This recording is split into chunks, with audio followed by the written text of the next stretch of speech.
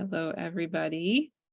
I'm Martha Alter Hines, and I'm here today with two good friends, Jordyn Smith and Michelle Dench, and we are coming together on this day when in the sky right this moment, well, earlier today, Mercury was conjunct Venus in Leo, trining the North Node, and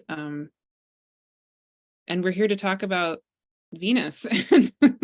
And I think it's a perfect day to be doing that. And actually, I've had the weirdest sequence of events today, which included, and it wasn't planned this way, it just happened, that this morning I actually interviewed Kaylin Castell on her approach to the Venus cycle.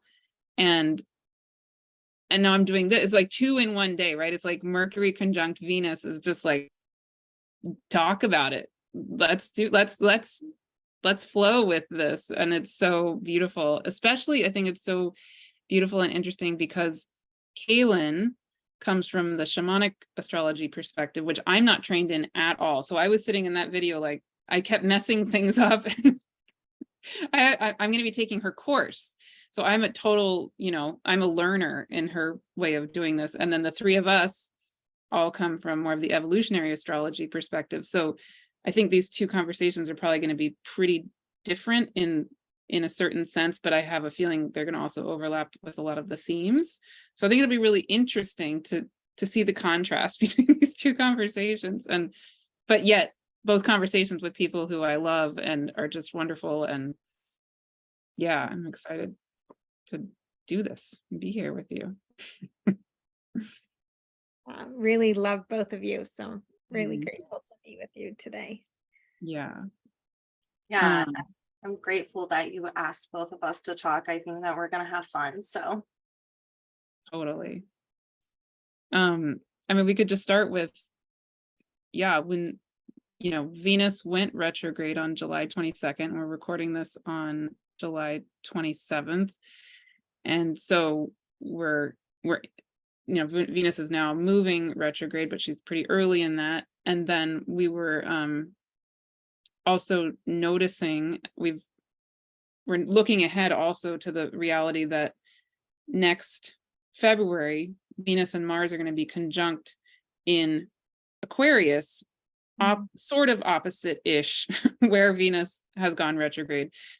She went retrograde at 28 of Leo, and Venus and Mars will be conjunct at 5, 6, 7-ish Aquarius. So it's not exactly opposite, but the energetics are in that polarity of the Venus Leo dance. And we have a full moon coming up next Tuesday at 9 degrees of Aquarius, which is basically where that conjunction between Venus and Mars is going to happen. So it's like, I'm just feeling this whole, it's like I'm feeling into the Venus going retrograde, but what I'm really feeling myself holding energetically is this whole picture, right, of the Venus-Mars dance, because they just almost were conjunct in Leo, but then Venus went retrograde. And so they didn't actually meet, but they will meet next February in Aquarius. So there's something, like I can't even articulate it, but maybe one of you or both of you has feelings or thoughts. Like there's something in this whole picture that feels really alive and important. But what arises for you as we're sitting in this moment with all of this going on? I think for me, I'm seeing that conjunction of Venus and Mars coming together in Aquarius with Pluto as like what I'm calling it in my own work, the path to union, right? The path to equality. And it's interesting because I've been tracking her dance since her conjunction in the last retrograde of Venus, which was in the sign of Capricorn, which was with Pluto and also with the asteroid goddess Juno, right? This has to do with structure, Capricorn, evolutionary structures related to the feminine, money, love, relationships, but also commitment. And right, marriage is a commitment. That is a contract. That is a Capricorn structure. It is very much born out of the patriarchal conditioning that we have around possessions, around, even slavery in North America, and particularly in the United States. The laws of marriage came out of the same period of colonial settler thinking. And so these are like terms, conditions, contracts, or structures of family and relationship that are undergoing massive collective renewal, right? And we are not yet to the union or to the renewal part of these agreements, of these the way of humanity being as kin, as family, as soul, friendship, equality, equanimity, all of that is not yet in. We are watching her path from the perspective of the sovereign, of the self, of the identity that has to be shifted in relationship to Pluto, in relationship to our personal power, in relationship to where we have, left ourselves. And then it's so interesting because her dance is going to be going down through Libra, crossing the South Node of where she's ruling right now, right? Reinventing relationship with the self first in order to reinvent relationship with the other, and then coming all the way back around to where she met Pluto before at the end of this year, beginning of next year, before she comes together with Pluto in a new way, in a new conjunction, and then comes together with Mars in a new way, in a new sign, opposite where we are right now in her dance. And Juno is going to be with her in that respect as well, because Juno is following in the sign of Cancer right now, moving to oppose Pluto in the next month, and then moving to join with Venus during her retrograde cycle. So I mean, I'd love to hear also for you, Jordyn, what you're tracking, but these are the things that are most alive for me. I think right now for me, what I find really interesting, especially about the Venus-Mars conjunction happening in Aquarius, is that it's going to go over the south node of Neptune. And Neptune's been a really big piece of even this Venus retrograde cycle. So, JWG talked about how that's like where the whispers from the soul emanate, and how we are able to connect with that is by being able to listen to ourselves.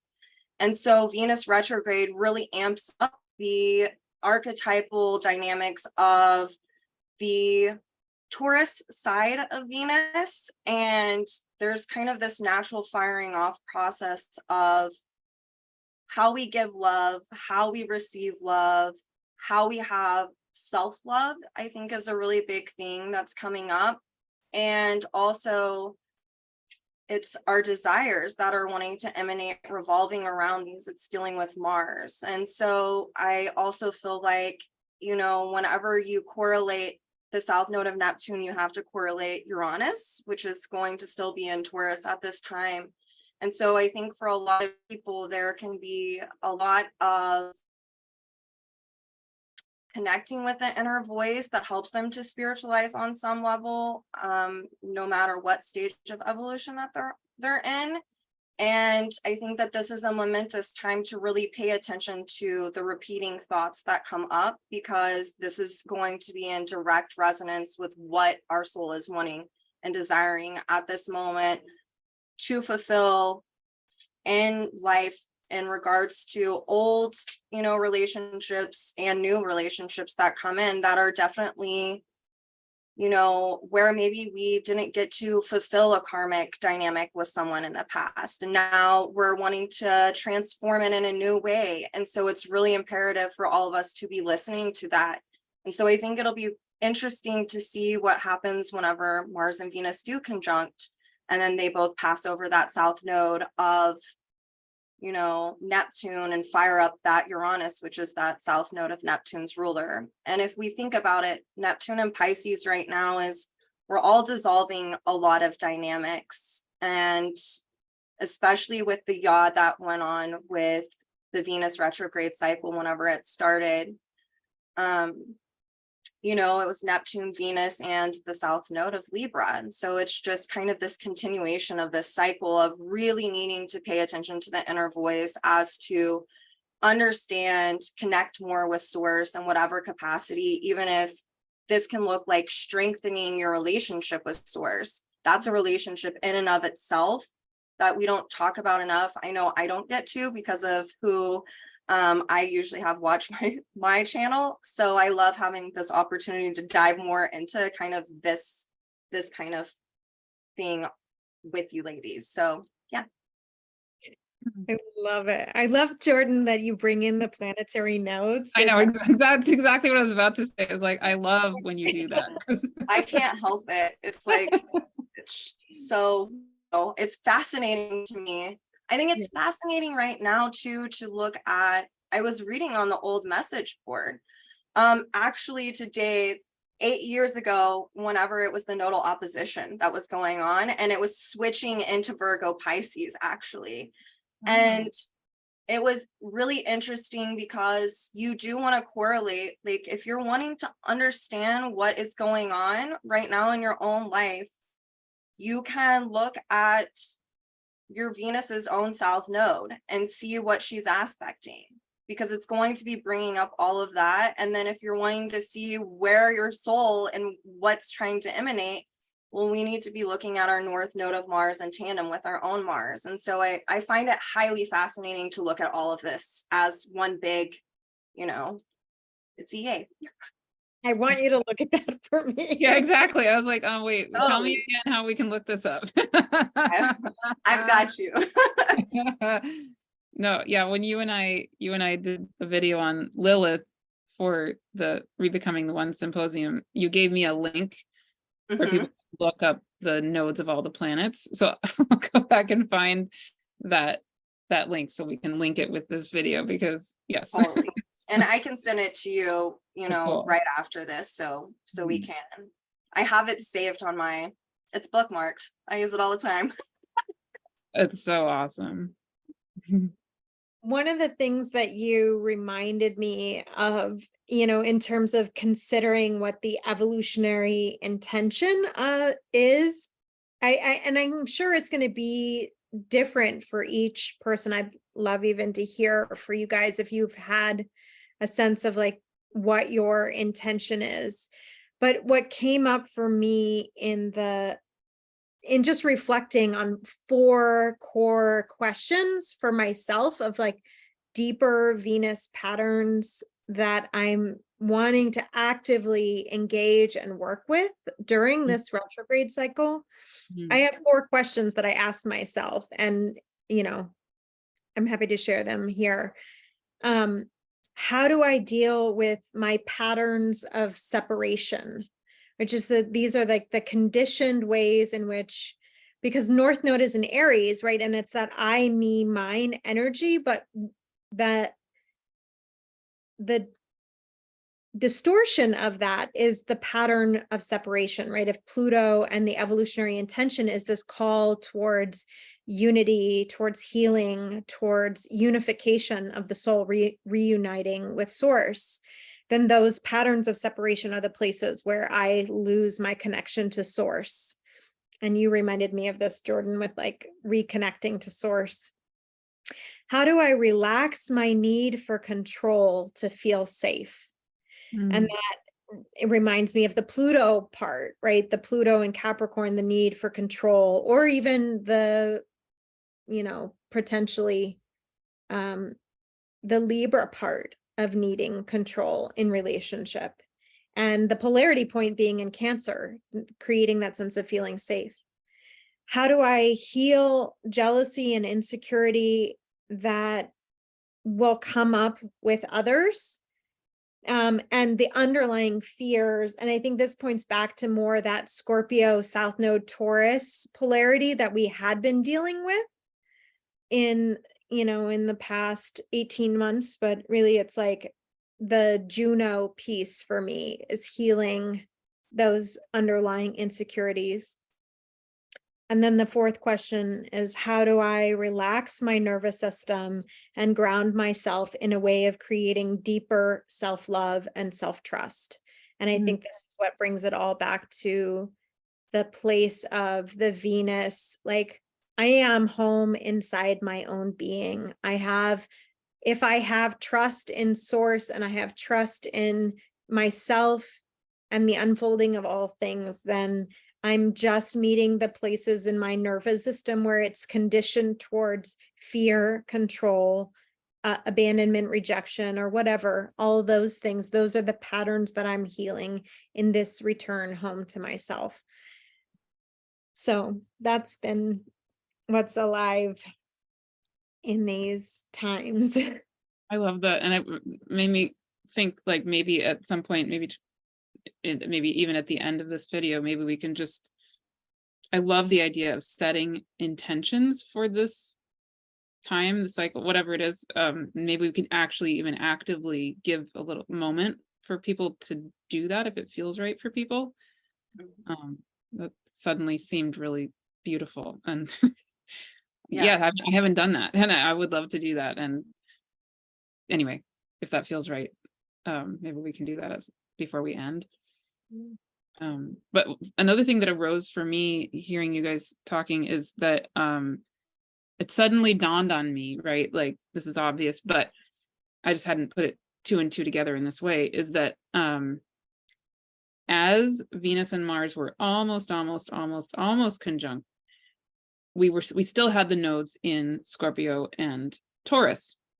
And then they switched signs and Venus went retrograde right around the same time.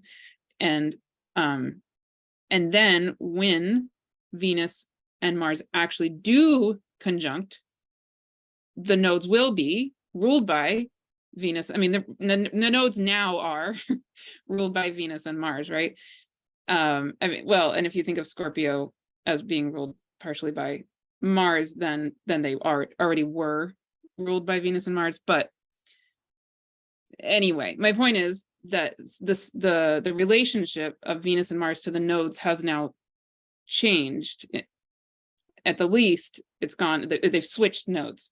Yeah. So it's just, again, I don't have something really concrete to articulate about that, but I'm just noticing that when the conjunction does happen in Aquarius next February, it will be with this particular nodal signature as opposed to the one we just completed. And yes, that Aries Libra dance where they will come together in Aquarius, specifically in Aquarius, where, for me, it's like, I think something about our uniqueness, our celebrating our own diversity, like that we can do this in this new way. It's partly helping to maybe usher in Pluto entering Aquarius. Like, there's so many dots on the page with it. And we have this Aquarius new full moon coming up next Tuesday. Also kind of like, just, I feel like there's these, like with all these cycles, there's just little breadcrumbs. There you go. That's what yes. I was imagining dots through the forest and I was like, what's that word? Yeah, they're breadcrumbs. Yeah. Because the moon, the moon, she leads the way. She's like with little whispers, and then she gives like big information around eclipses, which is like, mind blowing. But I do think you're right on, Martha, with the full moon sort of being a leading edge of awareness around what this cycle is bringing us through into the next year, Yeah. For me, when you were talking about it, it makes me think of, so if we are looking at, relational dynamics, well, first of all, let me backtrack. So the North Node was in Taurus, ruled by this Venus, and a lot of us were working on this inner relationship with ourselves, right? We're working, but Pluto was also square that. So we're having to reflect on all of the BS that we don't really want to reflect on, right? It's scorpionic, stuff. And now this is like this moment of dynamics that are coming into our lives in order for us to actually harmonize with life and to pull in the people that we're supposed to, our tribe, our family, Aquarius. But there, with this full moon, like wanting to break free, there's still some like karmic clearing that's wanting to go down. Yeah. And that directly correlates to Uranus being in Taurus, which is the ruler of that Neptune South Node. I'm probably going to keep coming back to this a few times during this. So, but so we know with Uranus, though, it's like we'll get these signals, right, of what it is we're supposed to be doing. And that comes from our consciousness, which is directly correlated to Source, Neptune South Node. And then Uranus being in Taurus, it's about listening to the inner voice in order to connect with that. And so it's this momentous time to really clear out these patterns of really patriarchal conditioning around how we do relationships in a variety of ways, and to really honor what the soul's core intention is wanting us to do. And so it is extremely important for us to pay attention to that voice, that inner voice that is repeating things over and over as to what to do. It's inherent in every person. It's not just us. It's a God-given gift, right? It's something that happens to everyone. So it's important to pay attention to that. And I think that with that full moon, I feel like a lot of us could be having those signals come in stronger as to being directed. What is it that we're supposed to do? And then we have the time to really culminate, right? Because it's a full moon. And then in February, whenever this Mars Venus conjunction comes into play and then goes over that South Node, it's go time. It's, the rubber meets the road. It's crap or get off the pot, so. And to add to that, another thing happening as Venus is making this retrograde journey is that she already was square to Uranus once, and she's going retrograde now, and she'll be square again 2 more times, right? As she does this. So that just adds another layer to the same thing you're saying. And it's about our state of becoming. It's Leo and Aries energy coming together cohesively. It's like,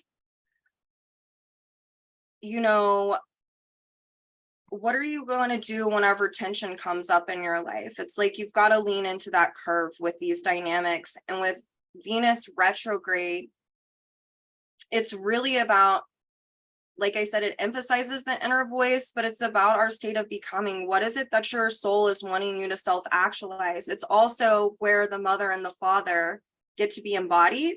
So it's like, where are you wanting to induct your masculine and feminine energy in a really healthy, honorable, dignified way?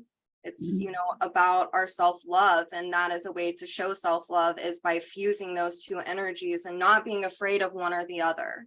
And, I just really, that's my spiel. Beautiful. Yeah. And Kaylin, in the conversation we had this morning, talked a lot about, to her, the Venus and Leo cycle is starting on August, I guess she said 19th. I've heard people say 13th. She says 19th. Anyway, in August. and so that's going to be our overarching meta goddess. And I was actually born in a Leo meta goddess phase, which is very cool to me. But she talked about this 19-month cycle of Venus and Leo. For her, is very, very, very much about self-love and all of that, all the healthy Leo potential. I'm really curious with the two of you. You kind of touched on this, Jordyn, but I'm feeling that Venus Mars conjunction in Aquarius is like almost like holding a space for us, like in the future. And time doesn't really exist, right? So it's like I feel that coming together as holding something energetically for us. And I'm curious what that energy of Venus and Mars being conjunct in Aquarius feels like to you, or what potential do you feel like is there, or what arises when you imagine that moment? I'll let you go first, Michelle. Um, I just got done yapping. feel like, there is a state of relationship and being, and that humanity has yet to actually grok, and on some level, we are aware that the way that we're living, the way that we're relating, the way that we're conditioned is totally dysfunctional. And generation after generation has, like, Pluto is a 248-year cycle. So it's like our ancestors and our ancestors, and they've all been inching towards this realization vis-a-vis all these forms of, rebelling, Pluto, Uranus breaking free. And when you were talking, Jordyn, I got this visual image that I had seen earlier today of a man holding a protest sign with an Audre Lorde quote that says, "Revolution is not a one-time event." Mm. And it's not. It's right. Like, all of this deconditioning, all of this evolution that we're going through is actually a deeply slow process. So there is a catching up of Venus and Mars, our elemental, daily, personal living, to a place in humanity that has been an incremental shift over the generations. And we can see all of these places are deeply reflecting the shifts in our own identity, Leo, Aquarius, that are required in order for us to be more authentically who we actually are.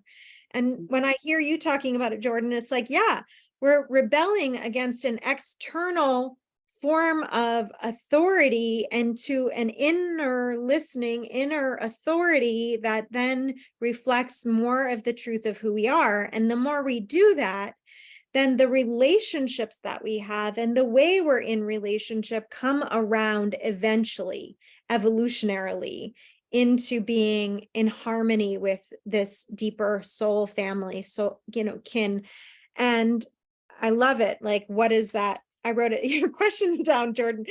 What is it that your soul is beginning to actualize? Because I do really think a lot about, I used to ask myself this question that's very similar to that. Who am I becoming who I have already become? Who am I becoming that I have already become? Because essentially, if you are becoming butterfly, that, very age-old famous, evolutionary transformation metaphor, if you have already become butterfly, then that the DNA of butterfly is in your being. But if you're going through caterpillar deconstruction process, that is already, it's like hardwired into the system. And then we're coming around to an actual experience of butterfly being. But right now we're in the icky, sticky, tricky becoming. And to the extent that we resist that, it feels uncomfortable. It feels like I'm losing a sense of self. It feels like life is uncertain. But the certainty of becoming butterfly is always been there, always been programmed in. So there is a part of us that's at peace with whatever is happening, because that's part of the becoming. Like, this is just, evolution is always happening. I heard Ari say that this week, and I'm like, yeah, that's true. And it's slow, and resistance or cooperation is always part of our choice, right? And I do think this Venus in Leo is about claiming choice. And the more we claim choice and feel choice and agency in our choice, and the more we're at peace with what's happening in our lives. Yeah. Two things have come up in my praying lately, or one thing came up. One of them, okay, two things I want to say. last Friday, I held a gathering where I channeled something, and what came through was so interesting. I had never thought of it like this, but it's like, the channeling was focused on Pluto squaring the nodes, if I remember correctly. And essentially what the spirit world said was, even when we're in the midst of this, Pluto going retrograde in Capricorn, squaring the nodes of the moon, and it feels like we are maybe that caterpillar becoming the goop, and everything is dissolving, like all the structures that we have had are dissolving. The thing that never goes away is the structure of the divine, right? So like it can feel like we have no clue what the heck is going on, and everything is falling away, or we internally feel whatever it is we're feeling.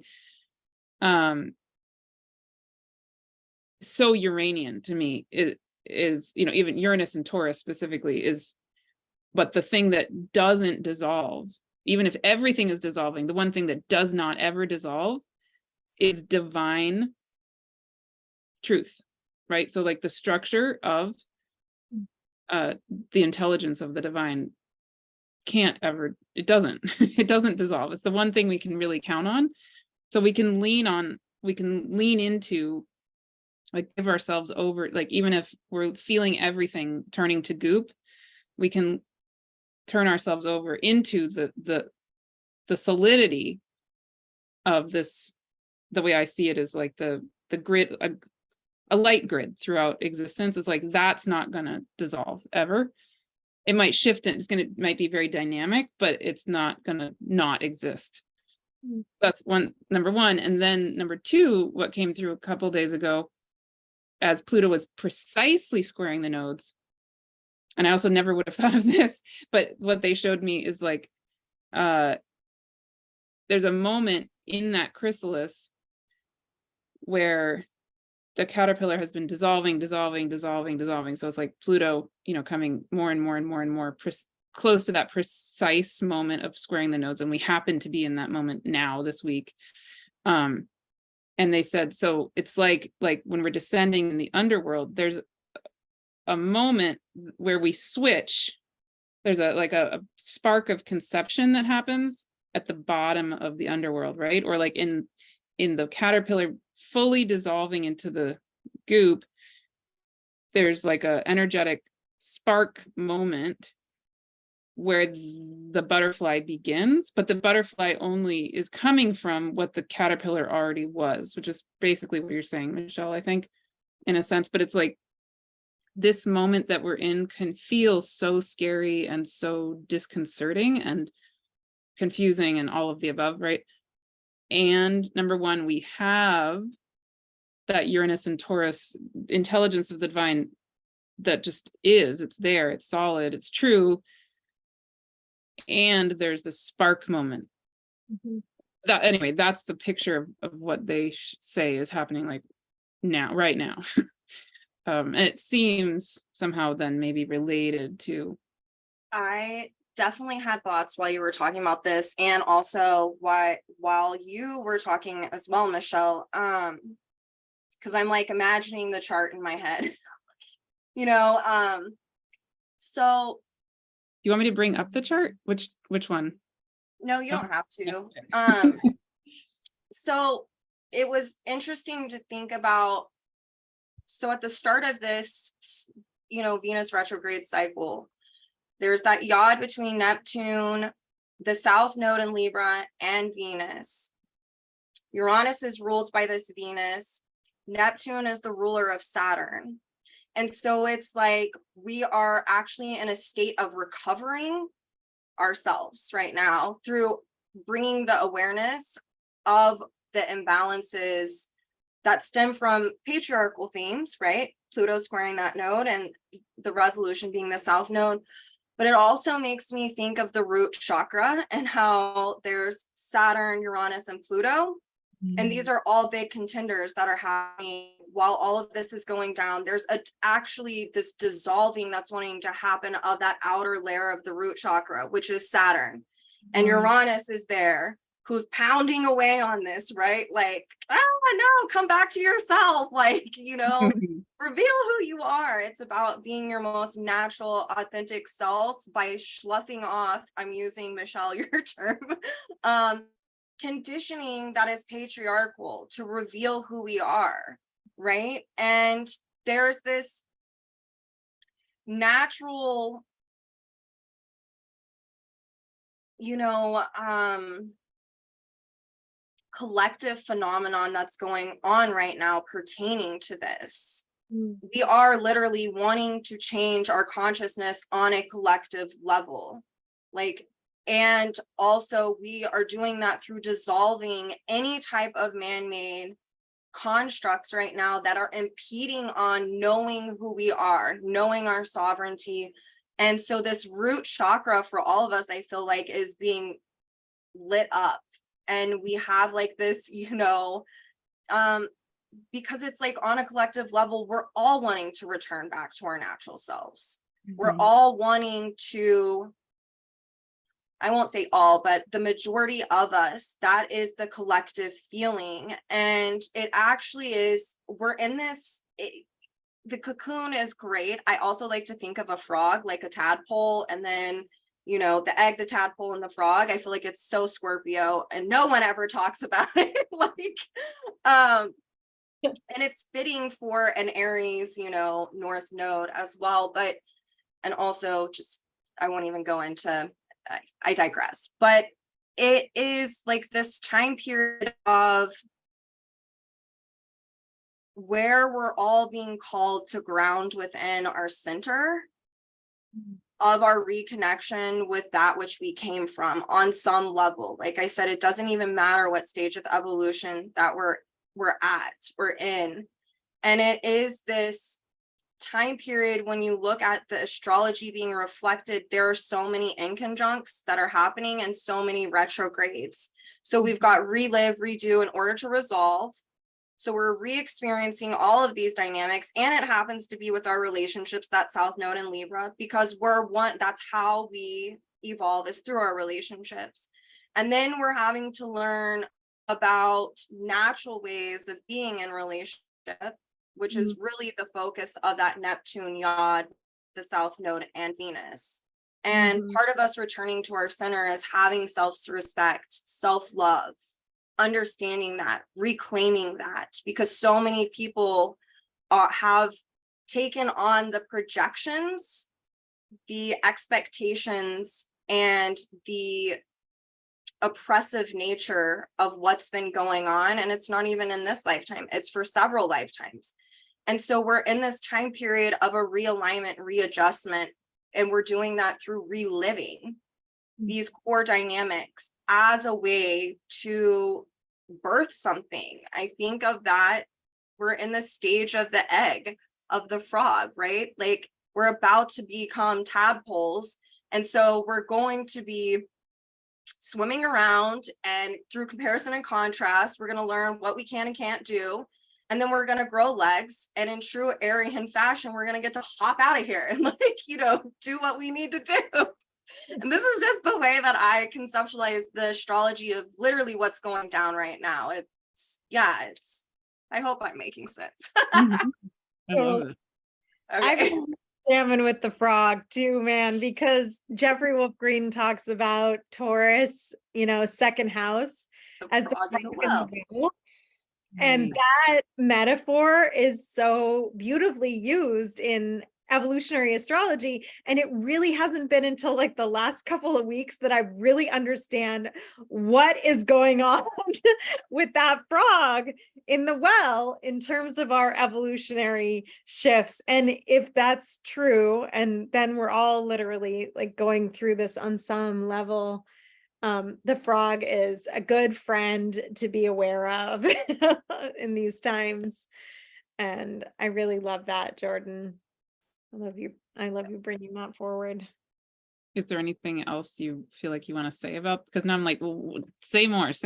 What What Well, about that it? whole, that conditioning, that conditioned perspective, I've been really feeling like the Scorpio South Node was us really reaching the bottom of the well, like scraping out the bottom of the barrel of the emotional, physical, sexual, procreative, um, grasping and attachment that, and when Pluto was squaring that South Node, and then it switched over to Venus ruling that South Node. And it's like now we're scraping out the bottom of the relational barrel, where all of the tendencies towards people pleasing or, dynamics in relationship become the places. And for me, I think there's so much magic in the inconjunct, in the yod. It's called the finger of God for a reason. It's pointing us in the direction of where evolution is happening. And at the same time, the legs are these release points where energy is moving out, energy moves out and down through the legs. And I really hear that, like, from that Neptune perspective. Of course, it's like a lot of the more we can forgive and let go of the past and reconnect to source. I've been thinking all week, like, what would happen if I just gave my life to Jesus, like for 2 weeks, just to see, and I joke, I digress, but it's like, it's for real, this contemplation of what is it to really give myself to source for the next 2 weeks, and to really like just commit to every time I feel like stuck in a relational pattern, every time I'm meeting the discomfort of evolution, of ways in which I'm still stuck in resistance or I'm facing resistance, whatever is outside is inside. It's just, that's true. And I can get behind that. But then I'm also the only one who can get myself out of my own way. The frog I've been thinking about this, like, how does the frog get out of the well? Yeah. Does the frog jump out on its own? Does it get like enough bounce in its step to get the hell out of the well? Does the water level rise and the frog floats and relaxes until it gets to the top and it can just easily climb out? Or does somebody else put a basket in the well and scoop the frog out? And by accident or by grace or by divine intervention, the frog gets lifted out of the well. Because a lot of people have been coming to me in sessions feeling immense confusion, uncertainty, not knowing the clarity from their own being of what they need to do to respond differently, to change circumstances, or feeling stuck at the bottom of the well. And that's the place where it's like, I don't know what the answer is. Sometimes it might be that you got to get your legs under you and jump the hell out of that well. Sometimes it might be that the water level is just going to naturally rise and bring you out into the next, into the new, into some other condition. But I honestly think that with an evolution, we can't really leave conditions. What said Jordyn really reminded me of, that relationships are going to serve evolution. They're going to repeat themselves. We're going to relive patterns from the past until we evolve. That's the piece. At our level of consciousness, no matter what, everyone's going to be have different experiential, and developmental conditions. But that's kind of how the frog gets out of the well, as far as I can see. What's interesting for me is I have my North Node in Libra in my second house in that well. And then I'm about to have my nodal return precisely on the eclipses coming up in October, right? But Venus, which rules my North Node in Libra, is my natal Venus, is on my South Node. So as you're talking about how do we get out of the well, my instinct in me is like, wait a minute, I don't want to get out of the well. It's like, for me, it's like the well, the image I was getting was the well maybe becoming like a, what is it in Star Trek? Like what is it? Holodeck? Yeah. Yeah. Boom. Like, Yep. yeah.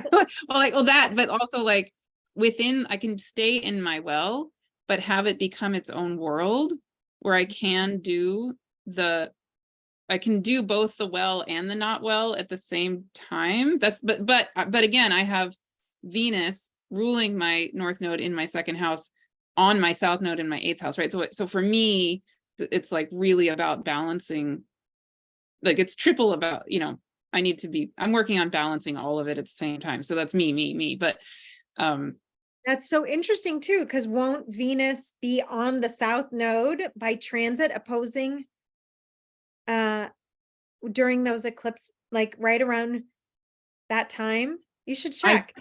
I think there's Yeah. something going on with that. I think Mars passes over the South Node first, and then Venus comes something. Yeah. They're all going to square Pluto. Like we Wow. exited the Libra, Venus, Libra, Mars time with like square to Pluto. Like I just feel like it's like tipping our hat to the evolutionary shift as we exit the Pluto path and of Capricorn.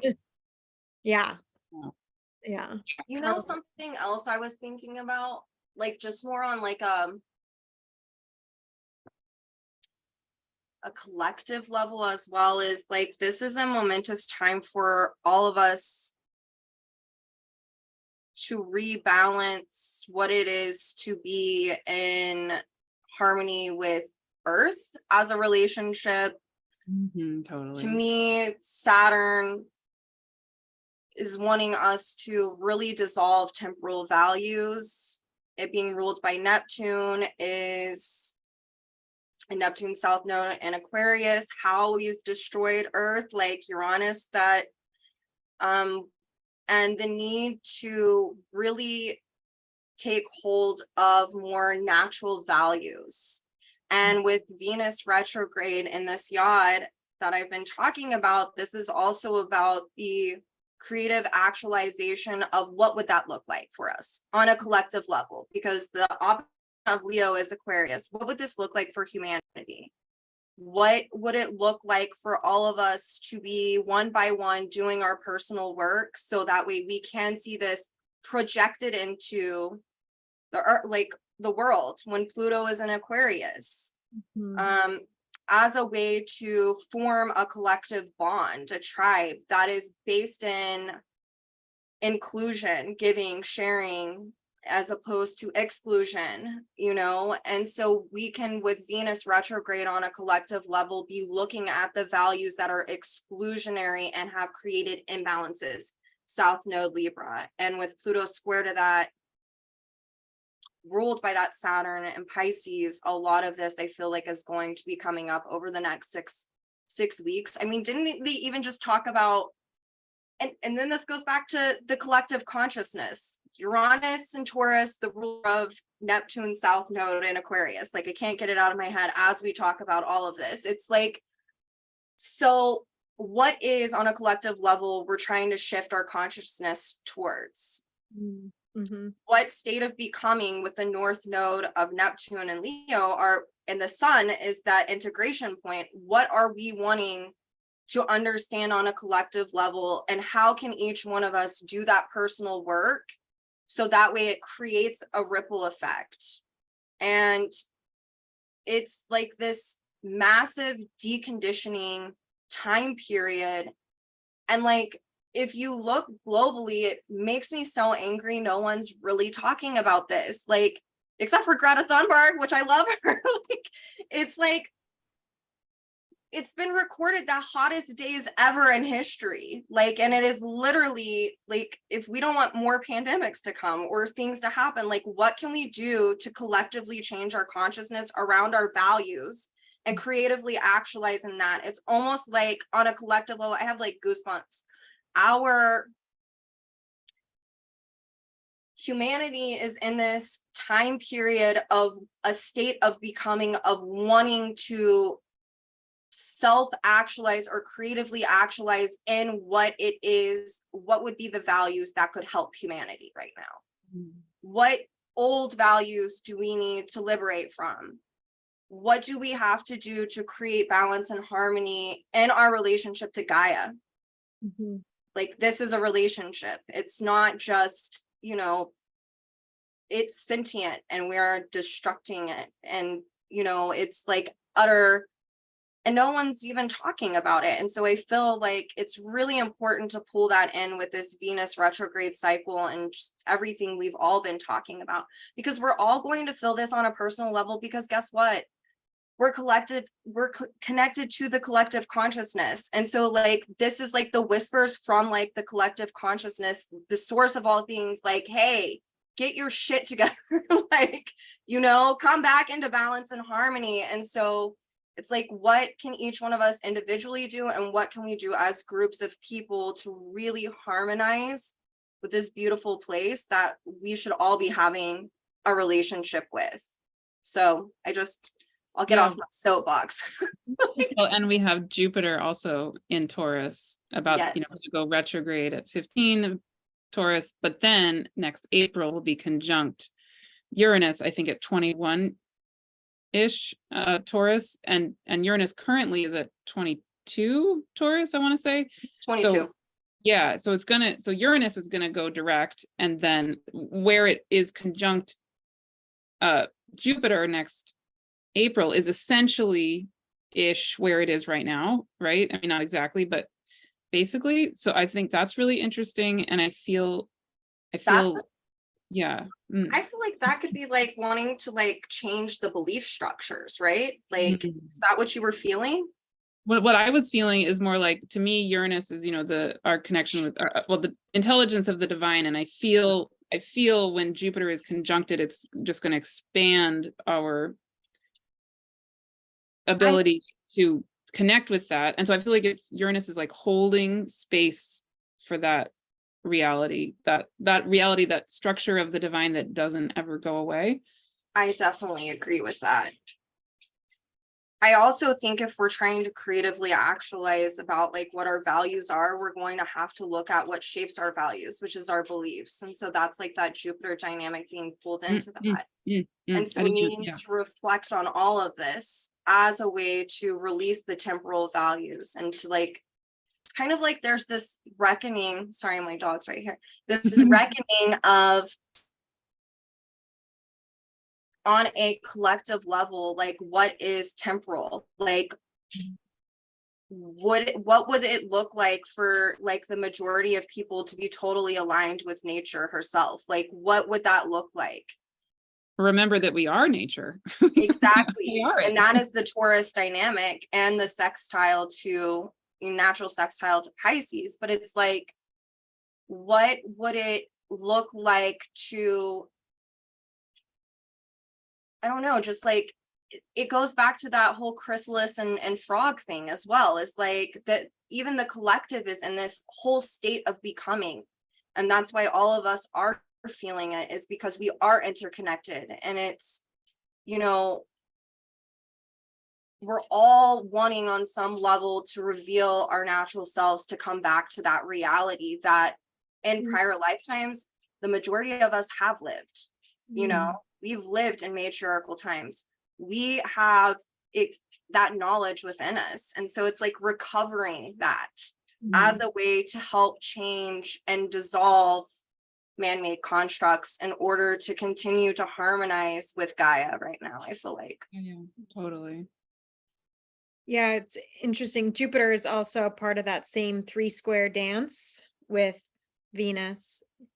And so, and all of these retrograde cycles feel like they're really, it's like the 3 square dance is tightening and tightening. We're going back and forth. We're, you know, meeting the edges of where, okay, yeah, I get it. My values are these, and like my identity is this, and then and this has to shift in my identity or in my relationships or in my values in order for me to come back into alignment with like the natural source, the natural law, the natural way, the natural state.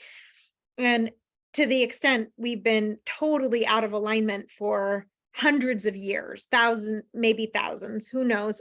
But at least in this lifetime, in these bodies, right, we're culminating as souls that are really in the question of how do we get back into alignment with a way of being and living that we have known before, but none of us have seen in these bodies in this lifetime, you know. Yeah, totally. One of the times I did ceremony about a year ago, I received a vision of humanity that was like so deep inside of me, a knowing of what a way that we've lived in perfect peace with one another, that is not like a way that we see ourselves living in this time. And I mean, it's as simple as like, how our money and our resources and our time and our energy and our families and the way we raise children and the way we relate to the earth and how we consume and all these things seeming like ball of, tangled knots just gets bit by bit unwound and unwound until it is a single thread where we see ourselves connected, all not in a, not in a disconnected way, but we're all holding on to that same one thread. We're carrying that thread through. And I see these retrograde periods that we're in. It's like right after Venus, then Mercury, then Uranus. Uranus stations towards the end of Venus's retrograde. And then as soon as she stations direct, just a few days later, Jupiter goes retrograde. It's like, it's all working to bring us, more tightly into that connection with what we already know. Yes. Yeah. I hadn't tracked all of the astrological details, but yes, the gist is exactly what I've been feeling. Yes. I also think it's interesting with Pluto square the nodes with the resolution. And then the next time when there's the nodal opposition, so 8 years from now with this, Pluto's going to be in Aquarius, right? So we're like starting this journey right now at the end of this Pluto Capricorn cycle. And so I also think, there's a great, and I have a Libra Moon, so I know this very well. It takes an extreme to counteract an extreme. And that is a Libra dynamic, and it's definitely a part of evolution, and it's something that was taught by Jeffrey Wolf Green, is what are we going to see as a way to counteract what's going down right now, but how can each one of us be doing our part? Right now, especially like this Venus retrograde cycle, as Pluto squaring these nodes before it goes back into Aquarius. Like, it's like, this is make or break time, baby. Like, what are we going to do here? Like, so it just, for me personally, it puts a fire under my ass to really just do my own evolutionary work. So that way I can help in any way that I can with whatever I'm integrating at this moment, because you can't give it unless you got it, And so it's definitely, I just hope that people are thinking about this, that's, I think my North Node in Pisces in the 10th house is like, I just have so much compassion for humanity. Like, we are sticky, icky, messy. And that is like where we actually spiritualize. And we've all chosen to come here at this point in time because we all feel some type of purpose directly correlated to exactly what we're talking about. And so it's this unique ability, right? Pluto in Aquarius, Uranus and Taurus. What is intrinsic and unique? What can offer to help be a part of the whole, to help the whole? And each one of us has our innate resources that we're carrying in to help humanity. Uranus and Taurus, like, what is it that we're wanting to do here? What is your soul literally whispering to you? Because this is going to be coming up this whole time. Venus retrograde is only 6 weeks, but going back to Mars and Venus conjunct, the rulers of both conjunct, and then passing over that south node of Neptune, ruled by Uranus. What are you wanting to actualize right now to be a part of humanity, to help to heal Neptune, Virgo kind of dynamics? And if we think about Lilith, like I can bring her into this whole thing, is she's still in Virgo. She just opposed Neptune. This is what is practical, so we can return to our center, our root of our state of becoming, of the masculine and the feminine.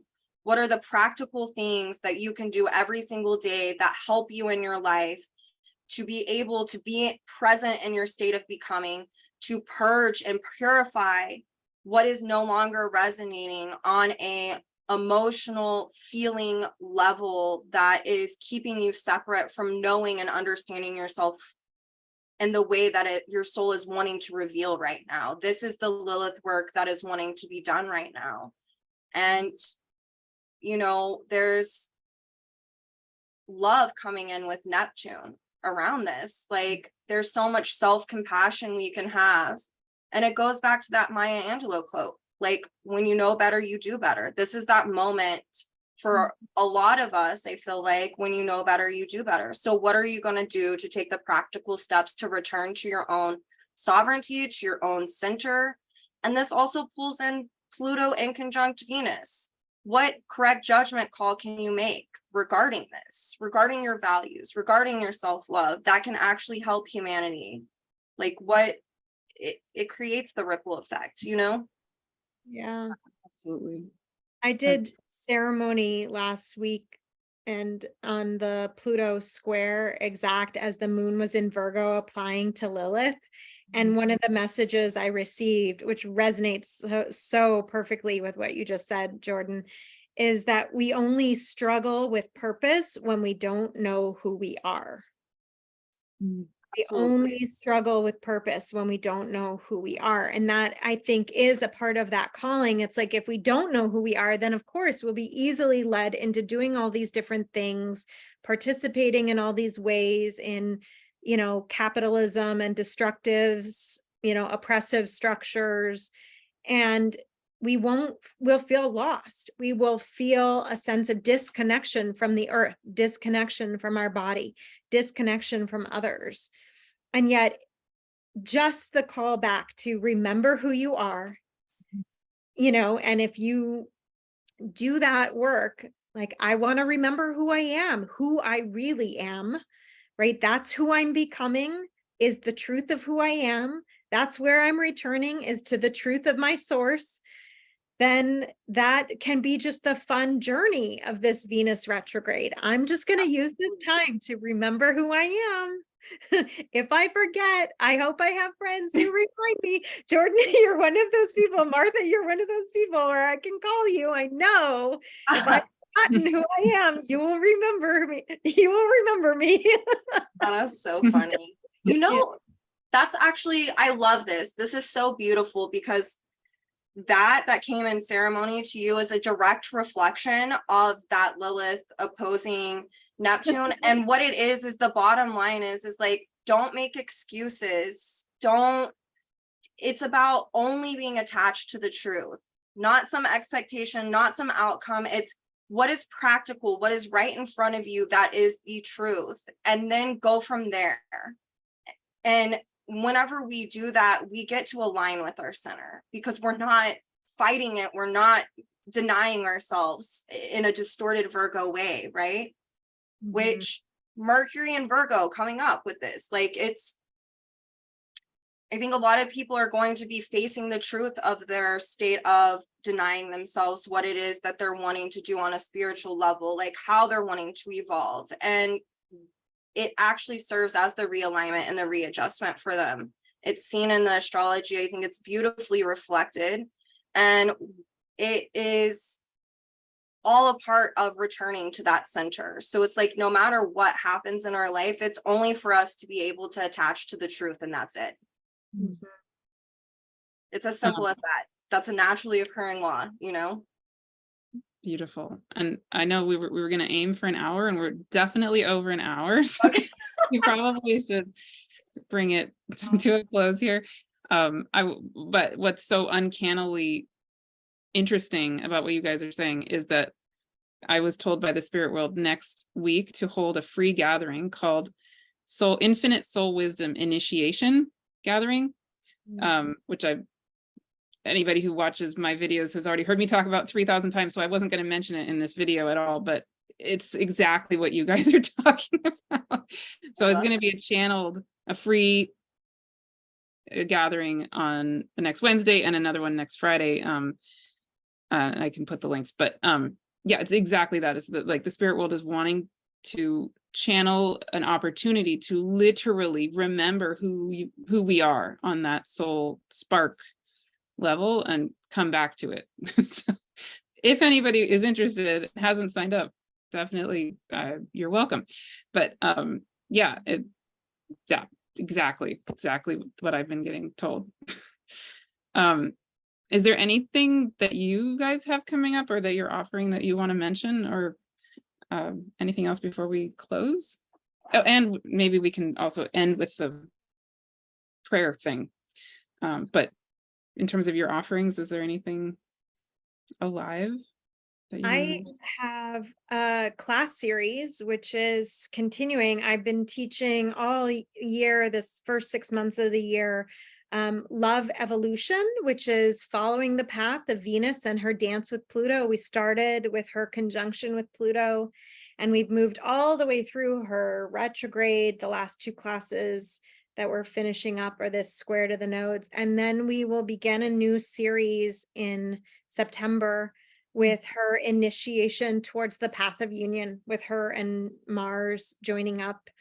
So the next 6 months is this path to union, and I'll be doing a free introduction class, just outlining her whole dance and journey with Mars, and her coming to Pluto, basically coming home to herself in Pluto, in my own fashion of doing it transmission style.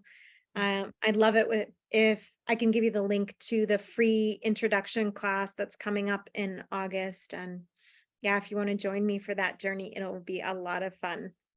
Love that. I just have honestly stuff going on here in Oklahoma right now. I am doing a gathering with my friend Lori in the middle of August for the new moon. And I'm preparing for the conference, and I'm doing a class for Lilith and the nodes on it's going to be happening over the weekend of October 6th through 8th, and I know that you can go to jwgaea.org/conference. Is it / or /? Everything's on the website. Yeah. And so I'm doing that, and then that's pretty much it right now. I'm knee deep in children. Yeah, yeah, we're all knee deep in children. We all also do readings, and right? Yeah, wonderful. Do you feel comfortable closing with like a moment of leading us and anyone who wants to into setting an intention for Michelle? Do you want to say a tiny bit more about whatever you were saying sounded beautiful, but I can't remember exactly what you were saying. Yeah, and my piece was calling in the 4 corners of the square and all the places where the work is, the edges, and just holding, I think in the center of it is this intention of really coming to know, who am I becoming in this time? Yeah. Do you want to lead us in a 1, 2, 3 minute dropping into that? Feeling the presence of where you are on this beautiful planet. And calling in all of the supportive and beloved forces that are combining to make the matter of who we are in these physical realities. And at the core of that, this journey that we are all taking home to our source, to our center, to the place where we come from. And that place is so deeply connected to each and every life that we touch. So as we move with this journey of Venus in her retrograde, that each movement comes closer in, closer to the sun, to the solar light of our divine purpose, to illuminating the beauty of who we are, lighting up the darkness and the confusion of our minds with the clarity of source, which knows exactly that everything in our life is perfect and beautifully designed. I see Martha with that illuminated grid of connection that we all share, a part, a piece of this fabric of humanity, and that together we are all coming closer to knowing the truth. And as Jordyn so beautifully reflected, let us just remain attached to the truth and nothing else. The truth of who we are, the truth of what we are, the truth of where we are in each and every moment. So taking a deep breath where you are, and centering inside the home and the being that you are, and coming into the clarity of the memory of who we are. Thank you so much for being together with us today in this way. And may all the words that we shared and all the reflections of this time be a blessing and a healing to everyone who listens to this recording. Thank you to my deep soul sisters too for invoking this conversation, coming together in this way. Such a sweet sharing with you. So beautiful. Amen. What I was feeling was, wow. I was feeling the rose of the Venus cycle, the flower of the pattern it makes. And I was feeling it in my heart chakra, and Venus rules the heart chakra, right? So, and I was feeling it soothing, like healing my heart, because a lot of what I've gone through in the last few weeks has felt very, on a personal level, I've had to recover from my own hurt going on in my heart, right? And so I was feeling like the soothing of that energetic of like the divine Venus energy. And yeah, just maybe that's a reminder that might help other people too, just that this Venus, I hadn't dropped into it that way, but it could be really deeply soothing if we're experiencing the pain that maybe is going along with, the Pluto retrograde and the squaring the nodes and all of it.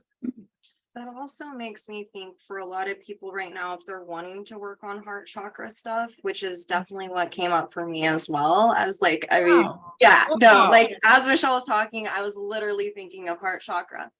But I have amazing women in my life who are Potawatomi and also indigenous to South America. And they have taught me so much about ceremonial cacao, how good it is for heart chakra. And so if there are people who need that, that is something to do. It's like, absolutely. Have Mama Cacao open you up. Beautiful. All yeah, right. I feel all that heart opening. That's what this awakening is definitely about. Mm-hmm. And you anyway, that was beautiful. Thank you so much, Michelle. And thank you, Jordyn. And thank you. We'll need to do these more often. Super beautiful.